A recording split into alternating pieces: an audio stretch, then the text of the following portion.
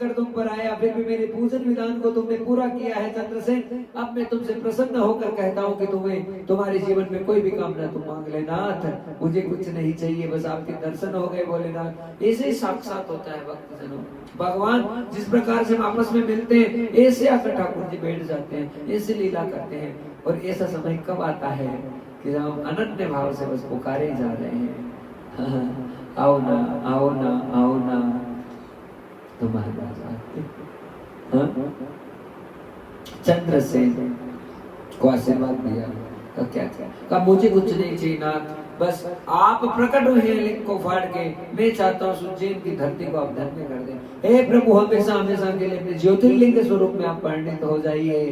कहा मेरा ये अवतार है महाकाल के रूप में हुआ है, जो मेरे भक्तों को सताएगा, जो उन्हें परेशान करेगा और उनके ऊपर कोई भी गलत से गलत विद्या तंत्र मंत्र का भी प्रयोग कर देगा, तो उन भक्तों की रक्षा करने के लिए मैं हमेशा हमेशा के लिए यही इसी धाम उज्जैन में महाकाल के रूप में प्रतिष्ठित होता हूँ। और भगवान शंकर ने वचन दिया भक्त जनों, और भगवान शंकर महाकाल के रूप में विराजित हो गए। आज भी भस्म की आरती भगवान शंकर की बड़ी अद्भुत है। कभी भी महाकालेश्वर भगवान के जाने का अवसर प्रदान हो तो वहां जाकर जरूर अर्चना वंदना पूजन करने का प्रयत्न करें।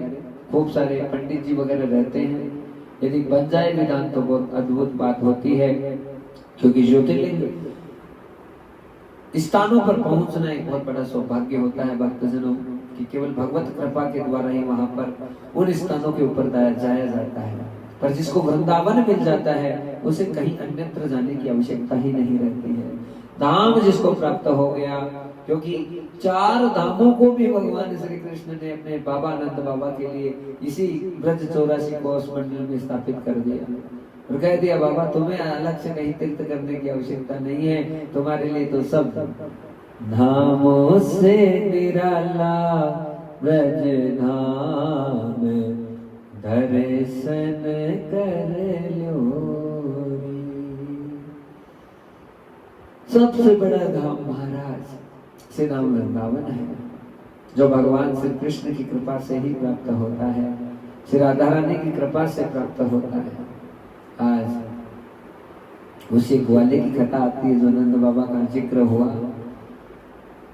कि अपनी माँ के साथ में ग्वाला इस सारे दृश्य को देखकर एक काले पत्थर को पूजने लगा। माँ रोटी लाने गई है, रात के समय में आई तो उस पत्थर को फेंका और उसी पत्थर से साक्षात हनुमान जी रुद्र स्वरूप में प्रकट हो गए। बालक से बड़ा प्रसन्न हूँ जिसने ऐसी